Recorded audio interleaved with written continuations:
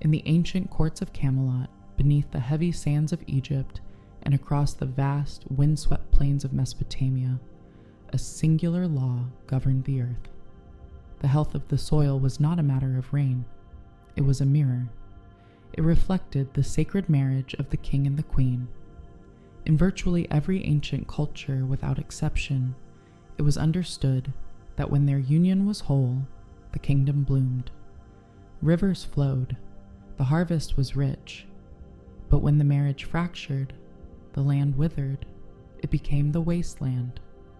In the 20th century, the poet T.S. Eliot looked at a modern world where this sacred internal marriage had failed. He wrote the most important poem of his era about a civilization suffering from this exact spiritual drought. He described the consequence not as a tragedy, but as a heap of broken images. Look at the landscape of your own inner life right now. What is the wasteland inside you that you have been navigating alone? The barren stretches of waiting, the dry riverbeds of unspoken grief, the quiet panic that hums beneath your skin. We are told to look outward for the rain, to wait for the return of the unawakened counterpart, to hold space until the mirror outside of us finally reflects our worth. We treat our internal drought as something only another human being can cure. But what if the drought has nothing to do with him? What would the kingdom of your inner life look like right now if the marriage at its very center were already whole?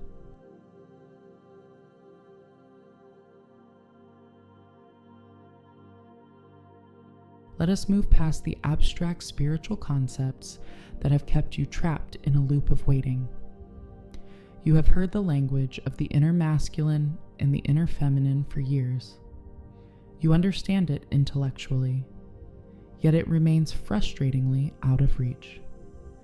It is a concept you can discuss, but cannot locate experientially within your own body. We are going to change that right now. We are going to make this completely concrete. The masculine and feminine energies within you are not vague clouds of spiritual mist. They are precise. They are psychologically real architectures. Think of them as distinct sub-personalities living actively inside your nervous system. We can map them clearly using the modern psychological framework of internal family systems and overlaying it with ancient Jungian archetype theory. When we do this, the mystery of your relational loops finally makes sense. We must look first at the inner queen. She is the archetype of sovereign feminine authority. She does not govern through force or manipulation. She governs from a place of profound, felt wisdom. She operates on cyclical intelligence. She possesses the deep, quiet capacity to receive and to hold the weight of the world without being crushed by it. She is not passive. Do not mistake her stillness for weakness.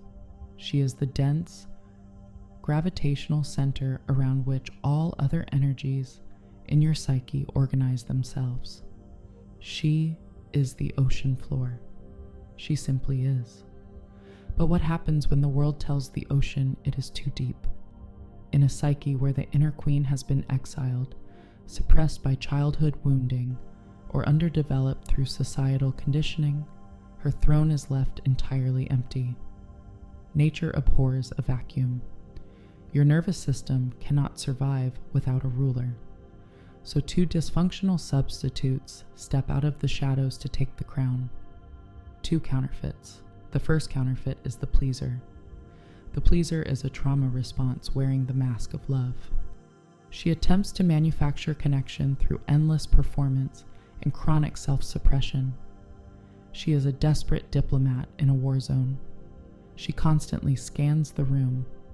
She reads the micro-expressions of others. She manages everyone else's emotions so she does not have to feel her own. She gives and gives until she is hollowed out. The second counterfeit is the controller. When the pleaser can no longer function, the controller takes over. The controller attempts to manufacture safety through domination and extreme self-sufficiency. She builds massive psychological fortresses. She trusts absolutely no one.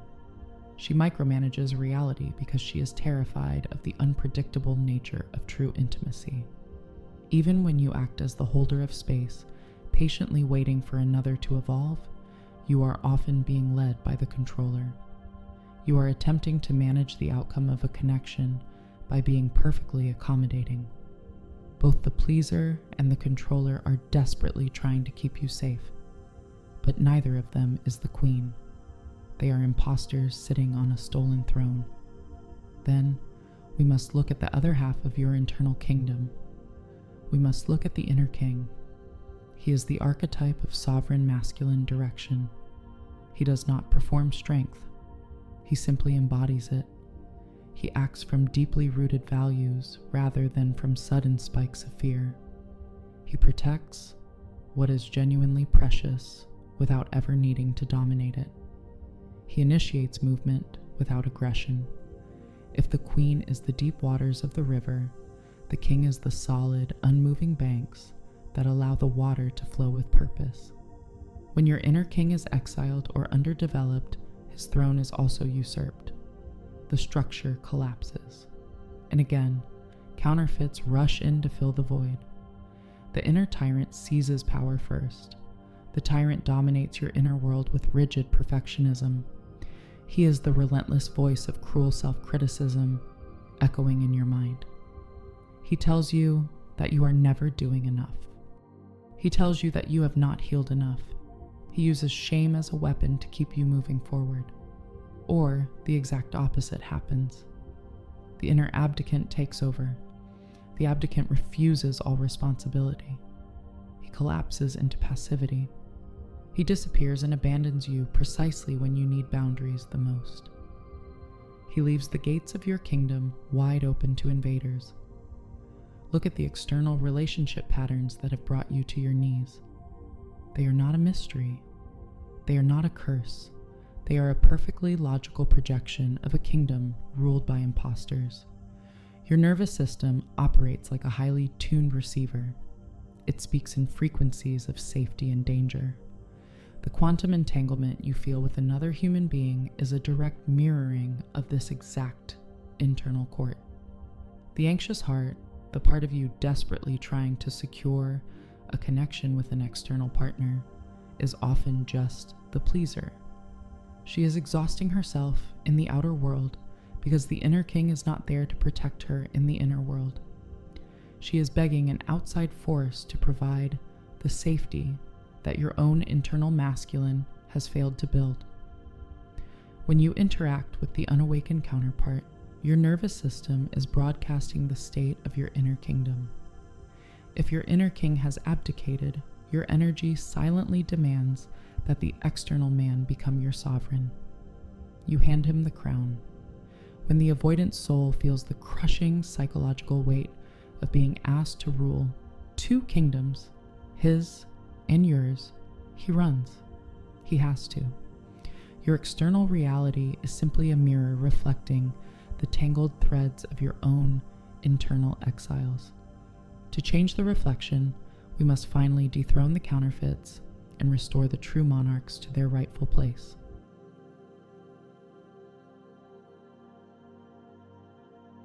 Here's the realization that changes absolutely everything. It is the fulcrum upon which your entire relational history rests.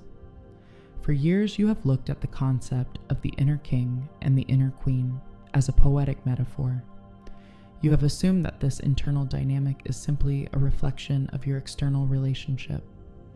You thought your inner masculine and inner feminine were just symbols for you and your partner. We must completely invert this perspective right now. The relationship between your inner royalty is not a metaphor for your external romance. It is the exact opposite. It is the template. It is the invisible architectural blueprint from which your external reality is continuously generated. The outside world is merely the machinery printing out your internal code. When you understand this, the painful dynamics of your life cease to be a mystery. They become an exact science. Your external partner, regardless of who they are or how spiritually awakened they seem, will always be unconsciously required to play the role that your internal royalty has left vacant. Nature cannot tolerate an empty throne. If a seat of power is abandoned within your own psyche, your nervous system will immediately look outside of itself to fill it. You will unconsciously draft another human being into a psychological role they never consciously agreed to play. You will demand that they become the missing piece of your own soul. Let us look at what happens when your inner king is absent. When you cannot internally provide your own unwavering direction, fierce protection, and clear initiation, you will unconsciously demand that your external partner do it for you. You will project the archetype of the king onto a mortal man. You will make him your sovereign. You will rely on his presence to provide the structural walls of your internal world. And because he is acting as your foundational structure, his slightest withdrawal does not just make you feel sad. It triggers an absolute existential terror. Your nervous system registers his distance as a literal threat to your survival, and it is entirely correct to feel that way. His absence destabilizes your entire inner kingdom because you have outsourced your structural integrity to him. This is why the panic feels so ancient and so deep. This is also why the avoidant soul runs. He runs because the psychological weight of ruling two entire kingdoms is crushing. He can barely manage his own internal realm. When your energy silently demands that he also uphold yours, the invisible pressure becomes suffocating. He retreats not because he does not care, but because the psychic gravity of your vacant throne is too heavy for him to carry. The exact same dynamic occurs when your inner queen is suppressed. The queen is the vessel of emotional depth, intuitive knowing, and profound receptivity. If she is exiled, you will unconsciously require your external partner to model that emotional depth for you. You will find yourself magnetically drawn to partners who carry enormous, often chaotic emotional complexity. You do this because your own rich inner life requires that complexity to be housed somewhere. If you cannot hold your own deep waters, you will seek out someone whose turbulent ocean can hold them for you. You outsource your depth to avoid the responsibility of feeling it yourself. The true practice of the sacred marriage, the ancient hieros gamos, does not ask you to sever your connection to the world. It does not ask you to stop loving your external partner. It asks for something much more profound. It asks you to stop requiring them to be your missing internal royalty. It asks you to relieve them of the impossible burden of completing your psyche. When you build the king and queen within, you finally allow the external person to just be a person. You free them to be a flawed, evolving human being rather than a kidnapped archetype. This brings us to a profound truth articulated by the brilliant Jungian analyst Marion Woodman. She taught that the physical body is the true and only home of the queen energy. The queen does not live in the intellect. She lives in the bone, the breath, and the blood. But modern women have been systematically educated out of their bodies. You have been taught to live entirely in your mind. You spend your days analyzing. You spend your nights predicting. You exhaust yourself decoding text messages, replaying conversations, and trying to intellectually solve the puzzle of connection. This relentless mental hypervigilance is the ultimate proof that the queen is missing. In abandoning the physical body to live in the anxious mind, you have simultaneously been educated out of your inner sovereignty. You have left the castle entirely. To bring the queen back to the throne, she must return to the flesh. She must descend from the frantic, swirling clouds of the anxious mind and take her rightful seat in the heavy, grounded reality of the physical body. Only when she returns to the body can the king finally stand guard at the door. And only then will the outside world stop mirroring your inner abandonment.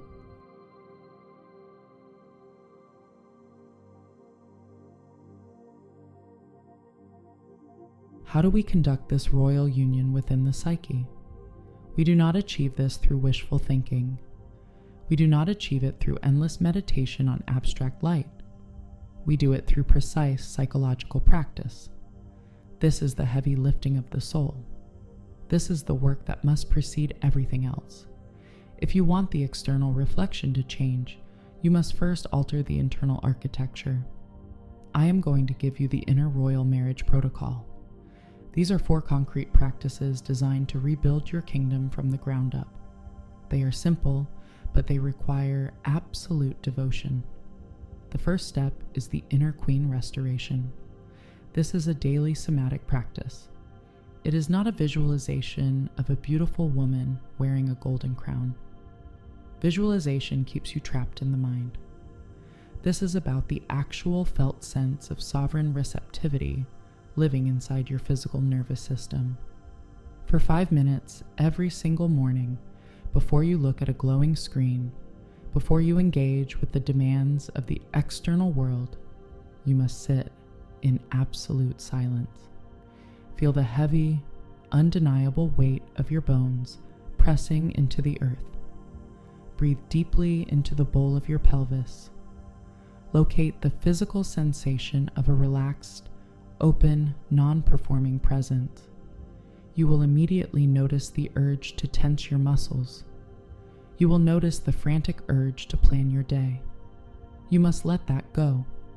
You are not a machine. You are not earning your right to exist through your productivity. You are simply occupying your rightful space. You are holding court in the flesh. You are teaching your nervous system that it is safe to simply be. The second step is the inner king activation. This is a daily decisional practice. The inner king is never strengthened by reading more books about strength. He is not built by analyzing the concept of boundaries. He is built by practicing autonomous, value-driven action in the smallest possible increments. Every single day, you must make one small, value-aligned decision, and you must act on it without seeking a single drop of external validation. You must not ask your friends for advice. You must not explain yourself to anyone. It can be as small as setting a boundary with your time. It can be choosing to walk away from a draining conversation without apologizing. You are taking a definitive action in the physical world. By doing this, you are sending a clear signal to your own nervous system. You are proving that the king is finally in residence. He is awake. He is holding the sword, and he is entirely capable of protecting the realm so the queen can rest. The third step is the internal council. This is drawn directly from the internal family systems model. It is a structured journaling dialogue between your inner king and your inner queen. You must treat them as distinct internal characters with their own desires, fears, and grievances. Take a pen and a blank piece of paper. You must give them both a voice. Ask the queen what she specifically needs from the king to feel safe enough to drop her armor. Ask the king what he specifically needs from the queen to feel inspired to lead and protect. You must explore what each has been withholding from the other. You will be shocked by the deep resentments living quietly inside your own mind. The queen is very often furious at the king for abandoning her to the harshness of the world. The king is very often exhausted by the queen's constant, swirling panic. Let them speak their truth. Let them negotiate a new treaty. Bring their hidden conflict out of the shadows and into the light of your conscious awareness. The fourth and final step is the sacred marriage ceremony. This is a formal internal ritual. It is conducted only once. It is a conscious, deliberate psychological commitment between these two newly integrated archetypes. This is not a theatrical performance. It is a profound psychological tool. It is your psyche's capacity for deliberate reorganization around a completely new center of gravity. In a quiet, undisturbed space, light a single candle. Speak your vow aloud to yourself. You are vowing to never again abandon your deep feminine wisdom to please another human being. You are vowing to never again outsource your masculine protection and boundaries to a partner. You are bringing the two fractured halves of your soul into a permanent, unbreakable alliance. You are sealing the kingdom. You are declaring that the throne is no longer empty. You are whole, long before anyone else arrives to witness it. Every royal marriage in ancient mythology required witnesses. The kingdom had to see the union acknowledged. It had to be celebrated in the open for it to become real in the land. But in the alchemy of the soul, the witness to your inner sacred marriage is your own consciousness. It is you, choosing deliberately and repeatedly to honor both the sovereign feminine and the sovereign masculine within yourself, recognizing them as equally real, equally worthy, and equally necessary. When you have done this work, when the inner marriage is whole, the wasteland blooms again. The heap of broken images becomes a beautiful mosaic, and paradoxically, that is exactly when the external world loses its power to break you. You stop waiting, you stop grasping, and from that place of profound, grounded peace, you will find that the external world begins sending you someone who has done the same. Look closely at your own internal court right now. Which of your inner royals do you feel needs the most attention today? The queen, who needs to finally rest in her body? Or the king, who needs to step up and protect?